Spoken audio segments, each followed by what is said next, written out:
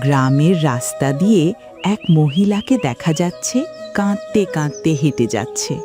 তার সারা শরীরে কাদামাটি লেগেছে। সে চোখ মুছে নিল। উল্টো দিক থেকে বাবা এবং মেয়ে ধীরে ধীরে এগিয়ে আসছে। আরে বাবা দেখো, মালতী মাসি কাঁদছে। আরে তাই তো, কি হয়েছে? সবজির ব্যবসা নিয়ে আবার কোনো অঘটন ঘটল নাকি? মালতীদি এভাবে কাঁদছে কেন? ও মালতীদি, মালতীদি, কি হয়েছে তোমার? এভাবে কাঁদছো কেন? রতন, ওই মোড়ল আর তার চেলা সিধু মিলে কি অত্যাচার শুরু করলো বলতো। আমার সবজির ঝাঁকা মাটিতে ছুঁড়ে ফেলে দিল। আমি প্রতিবাদ করতে গিয়েছিলাম, আমাকেও ধাক্কা মেরে কাদা মাটিতে ফেলে দিল। আহা মালতীদি, কি বলছো? মোড়লের তো ভীষণ বাড় বেড়েছে দেখছি। তবে আর বলছে কি, কটা সবজি বিক্রি করে সংসার চালাবো ভেবেছিলাম। মোড়ল বেটা সেটাও করতে দেবে না। বলে কিনা আমি সবজি বিক্রি করলে ওর ক্ষেতের সবজি কেউ কিনবে না। এটা কোনো কথা হলো তুই বল? এটা কিন্তু মোড়ল ঠিক বলেছে। ওর সবজির যা অবস্থা, তুমি সবজি বিক্রি করলে ওর সবজি আসলেই কেউ কিনবে না। আমি কি করব বলতো? আমার কান্নার জবাব দেওয়ার কি কেউ নেই? আমরা আসলে বা কি করতে পারি মালতীদি? মোড়লের তল্লাটে বাস করছি, তার শক্তিশালী লোকবল আছে। তার কথা মেনে না চললে তো আমাদেরই বিপদ। বিপদ কখন হবে জানিস? যখন সবাই চুপ করে থাকবে।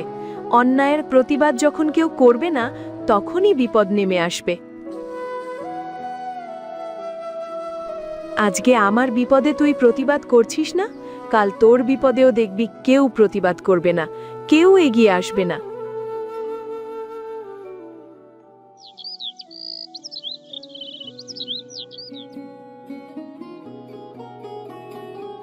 ছোট মেয়ে ঘর থেকে বের হয়ে উঠোনে আসছে। চারপাশে গাছের সারি, লতা আর শাকসবজির রঙিন দৃষ্টি মন ভরিয়ে দিচ্ছে। বাহ, আজ সকালটা কি সুন্দর, কি সুন্দর আলো, কি সুন্দর রোদ। যাই তো দেখি, আজ নিশ্চয়ই আমার মনের আশা পূরণ হবে। সে এক কোণে বসে মাটির দিকে তাকিয়ে খুশি হয়ে যায়। মনে হচ্ছে আজ তার আশা পূরণ হবে। আরে বাহ, বাবা, ও বাবা, দেখে যাও বাবা।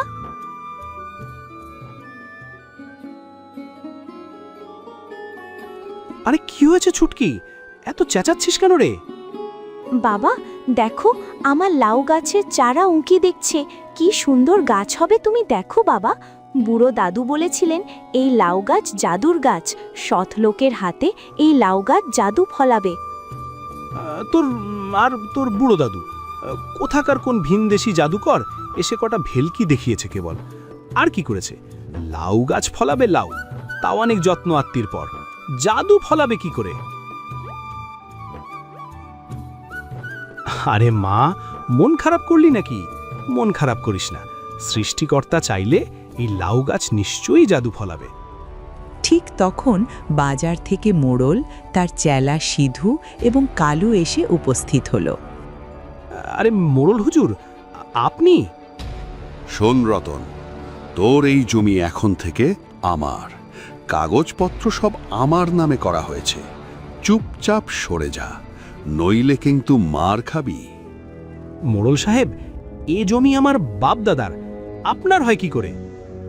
আমি এই জমি চাচ্ছি, তাই এই জমি আমার হয়েছে। ভালোয় ভালোয় সরে যা। আমি কিছু টাকা দিয়ে দেব, সেটা নিয়ে মুখ বন্ধ করে কেটে পড়। মোড়ল সাহেব, আমরা কটা সবজি চাষ করে খাই। এই ভিটে মাটি ছাড়া আমাদের আর কিছু নেই। আমাদের উপর এত বড় অন্যায় করবেন না। অন্যায়? এটাই নিয়ম। যার ক্ষমতা আছে সেই সব কিছু পাবে। তোর ক্ষমতা থাকলে তুই এই জমি তোর দখলে রেখে দে।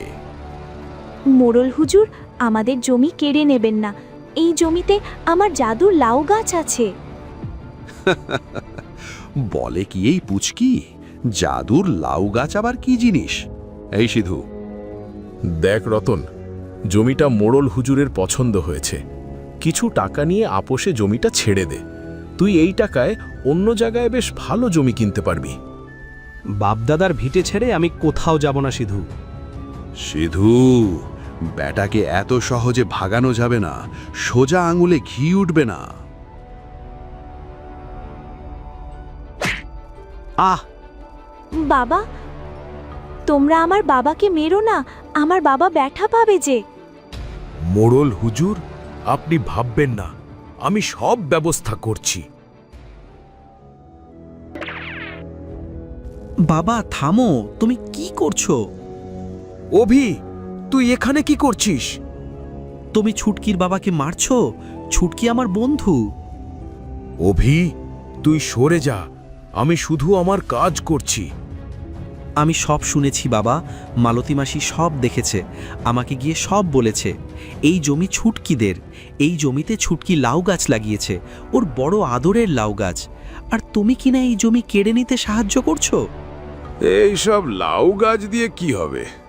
জমি ছেড়ে দিলে ওদেরই লাভ হবে। তুই এসব বুঝবি না, তুই সরে যা তো। বাবা, কাল যদি কেউ আমার প্রয়োজনীয় জিনিস কেড়ে নেয়, তোমার কেমন লাগবে? মানে? হ্যাঁ বাবা, কেউ যদি আমার ঘর থেকে আমাকে বের করে দেয়, তোমার তখন কেমন লাগবে? সিধু, জি মোড়ল হুজুর। কাজ শুরু কর। না মোড়ল হুজুর, এই কাজ আমি করতে পারবো না। কি বললি? হ্যাঁ হুজুর, এই জমি দখলে আমি আপনাকে কোনো সাহায্য করব না। তুই আমার সহকারী না বিশ্বাসঘাতক? যা বলছি কর। না হুজুর, আমি আপনাকে এ ব্যাপারে কোনো সাহায্য করব না। তোর এত বড় সাহস, কালো!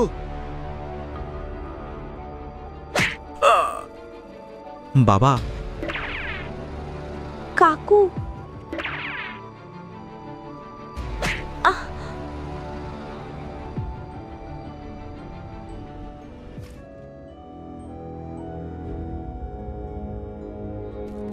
বাবা, ও বাবা, বাবা! অভি, অভি দাঁড়া। গ্রামের এই শান্ত পরিবেশ হঠাৎ উত্তেজনায় পরিণত হতে চলেছে।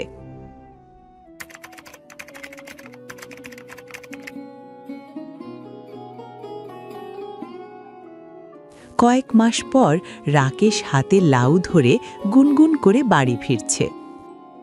আজ কি দারুণ একটা লাউ পেয়েছি! আহা, রত্না দেখলে খুশি হয়ে যাবে।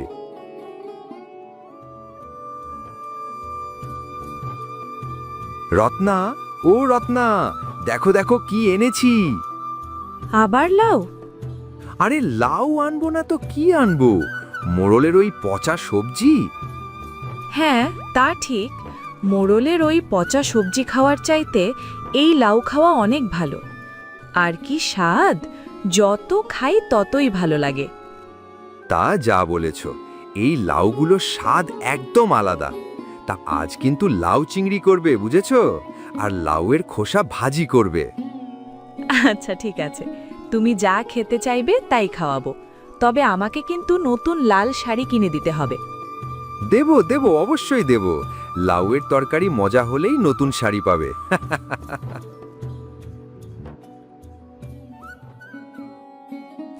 মালতী হাতে একটি ডালা নিয়ে যাচ্ছেন। মিথিলা তাকে ডেকে থামাচ্ছে। মালতীদি, ও মালতীদি, একটাবার শোনো, কথা আছে। কি গো, জলদি বলো, আমার হোটেলে যেতে হবে, অনেক খদ্দের নাকি জমে গেছে গো। আরে দাঁড়াও দাঁড়াও, কাজের কথাই বলবো। বলো গো বোন, কি বলবে? পরশু আমার বাড়িতে মেহমান আসবে, মোট 20-22 জন। তাদের জন্য লাউয়ের কাবাব লাগবে। আরে কোনো চিন্তা করবে না, পরশু সকালেই লাউয়ের কাবাব পেয়ে যাবে। তবে যদি একটু দেরি হয়, কিছু মনে করো না ভাই, আসলে এত কাজ, বোঝোই তো। আরে না না, একটু দেরি হলে অসুবিধা নেই, তবে দুপুরের আগেই যেন পাওয়া যায়। ও নিয়ে তুমি ভেবো না, দুপুরের আগেই পেয়ে যাবে। তোমার ব্যবসা তো মনে হয় ভালোই চলছে মালতীদি, অনেক খদ্দের পাচ্ছ মনে হয়। ভালো, খুব ভালো, তোমার উন্নতি দেখে খুব ভালো লাগছে। হ্যাঁ, সৃষ্টিকর্তার কৃপায় ব্যবসা বেশ ভালো চলছে। আগে তো মোড়লের বাগানের সবজি ছাড়া কিছু পাওয়া যেত না, আর দামও ছিল আকাশ ছোঁয়া। আমাকেই তো সবজি ব্যবসা করতে কতবার বাধা দিয়েছিল। তাই তো নতুন হোটেল ব্যবসা খুলেছি, আর নতুন জায়গা থেকে তাজা তাজা লাউ এনে নতুন নতুন পদ রান্না করছি।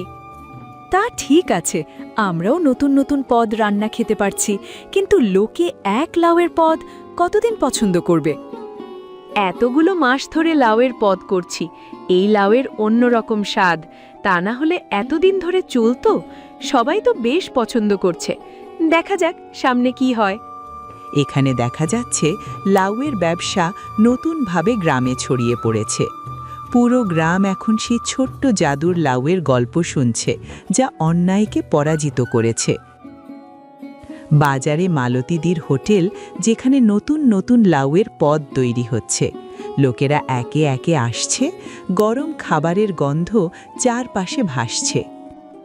আসুন আসুন ভাই সাহেব, আজ লাউয়ের শুক্তো, লাউয়ের ডালনা, লাউয়ের চচ্চড়ি, লাউয়ের পোস্ত, লাউয়ের কোপ্তা, সব লাউয়ের পদ, একদম তাজা আর সস্তা।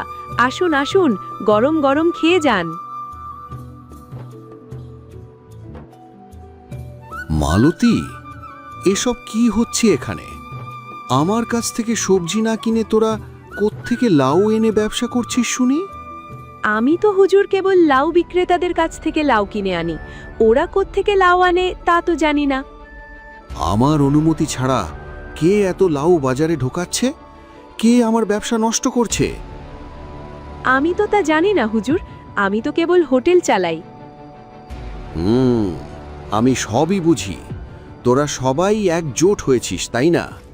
ঠিক আছে, এর শেষ কোথায় আমি দেখে ছাড়ব। মোড়ল বাড়ির দিকে হাঁটছে। সে রাগ ও বিস্ময়ে ভরা, তার চোখে ভয় ও অবিশ্বাসের মিশ্রণ। এত বড় সাহস! আমার তল্লাটে থেকে আমার সবজি ব্যবসার ভরাডুবি করছে। কেউ আমার সবজি কিনছে না, ভয় দেখানোর পরেও না। সবাই কি মজা করে লাউ খাচ্ছে? আমি ব্যবসায়ীদের বাধা দেওয়ার পরও এত এত লাউয়ের সরবরাহ বন্ধ হচ্ছে না। এর উৎস কোথায়? কে এই লাউ সরবরাহ করছে? আরে হুজুর, আপনি এখানে? আমি আপনাকে সব জায়গায় খুঁজে বেড়াচ্ছি। খবর পেয়েছিস? হ্যাঁ হুজুর, একদম পাকা খবর পেয়েছি। নিজের চোখেই দেখবেন, চলুন।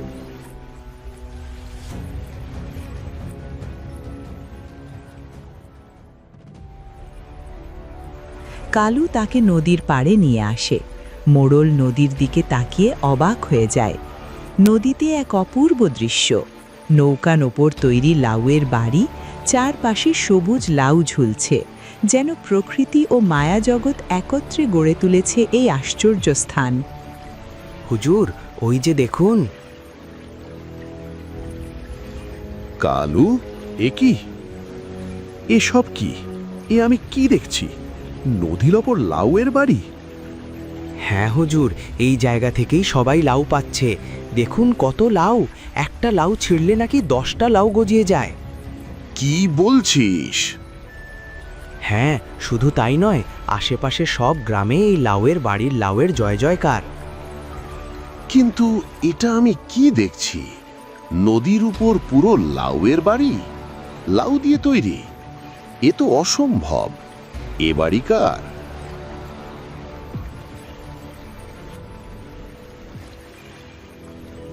সিধু, তুই? আসুন মোড়ল সাহেব, এই লাউয়ের বাড়িতে আপনাকে স্বাগতম। সিধু, তুই তো নদীতে ডুবে মরে গিয়েছিলি। এটা কি জাদু? তুই ভূত হয়ে গেছিস নাকি? না মোড়ল সাহেব, আমি ভূত নই। সেদিন এক ছেলে নদীতে ঝাঁপ দিয়ে অচেতন বাবাকে উদ্ধার করছে। পাশে একটি মেয়ে চিৎকার করছে। অভি, না, ছুটকি, বাবাকে ধর, আমাকে সাহায্য কর।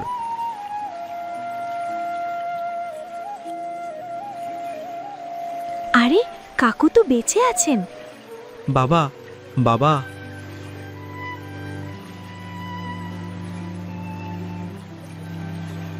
অভি, ছুটকি। বাবা, তুমি ঠিক আছো? হ্যাঁ, আমি ঠিক আছি, একদম ঠিক আছি। ওই মোড়ল, ওর শেষ আমি দেখে ছাড়ব। বাবা, তুমি যেও না। ওই মোড়লকে তুমি এখন কিছুই করতে পারবে না। হ্যাঁ কাকু, আপনি যাবেন না। তাহলে আমি কি করব? ওই মোড়ল তো সবকিছু ধ্বংস করে দেবে। আমি একটু আসছি।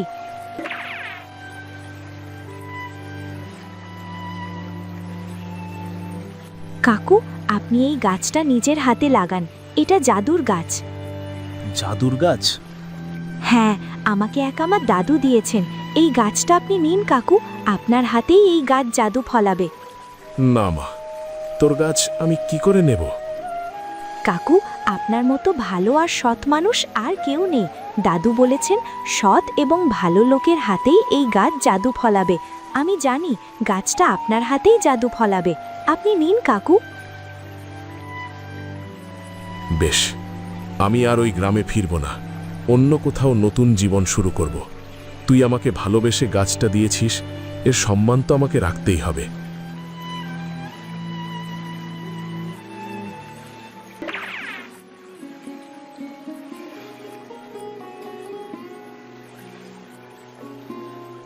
এবার দেখি ছুটকি মা, তোর এই লাউ গাছ কেমন জাদু ফলায়।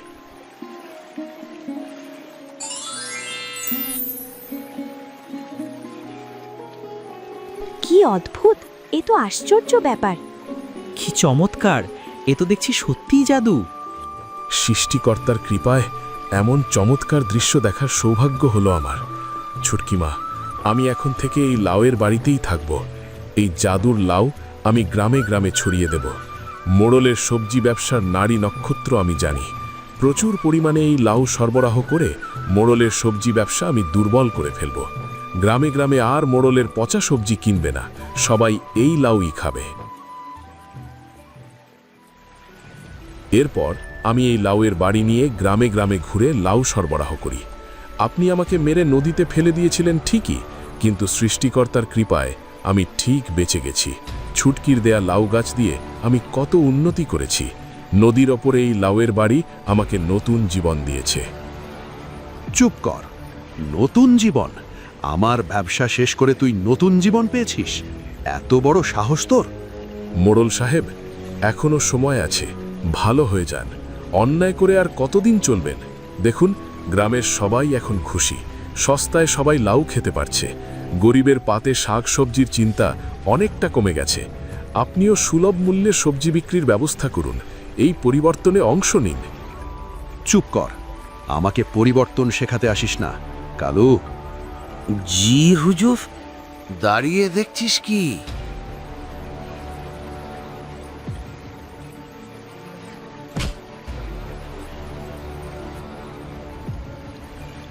রতন, তোর কত বড় সাহস! মোড়ল সাহেব, আর নয়। আপনি আমাদের জমি অন্যায়ভাবে দখল করেন, জোর করে তোমার দামি সবজি কিনতে বাধ্য করেন। এতদিন আমরা সব সহ্য করেছি, আর সহ্য করব না। আমরা আর এ গ্রামে কোনো অন্যায় চাই না।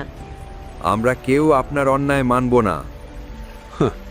আমি আরও লোকবল এনে তোদের পিষে ফেলতে পারি। তোরা জানিস, আমার হুকুমই হুকুম। হ্যাঁ, আপনার আছে লোকবল, আর আমাদের আছে একতা। এসো মোড়ল, কাকে আনবে আনো, আমরা আর তোমাকে ভয় পাই না।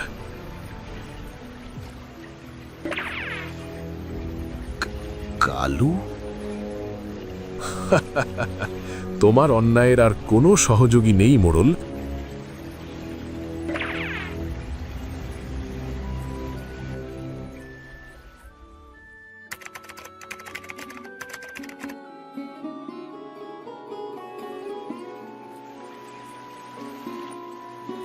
ছুটকি, তোর ছোট্ট লাউ গাছটা শুধু আমাকে নতুনভাবে বাঁচতে সাহায্য করেনি, পুরো গ্রাম থেকে অত্যাচারের ভয় দূর করেছে। দেখলি, একতা থাকলে অন্যায় কত সহজে হারে। ছুটকি, তোর এই গাছটা তো সত্যিই জাদুর। কি সুন্দর নদীর উপর লাউয়ের বাড়ি বানালো। না, আমি তোর এই গাছ নিয়ে শুধু শুধুই মজা করেছি। আসলেই এই গাছ জাদু ফলিয়েছে। জাদু তো আছে একতায়। আমরা সবাই মিলে একসাথে থাকলে কেউ আর আমাদের ক্ষতি করতে পারবে না। ঠিক বলেছিস মা। এখন থেকে সবাই মিলে থাকব।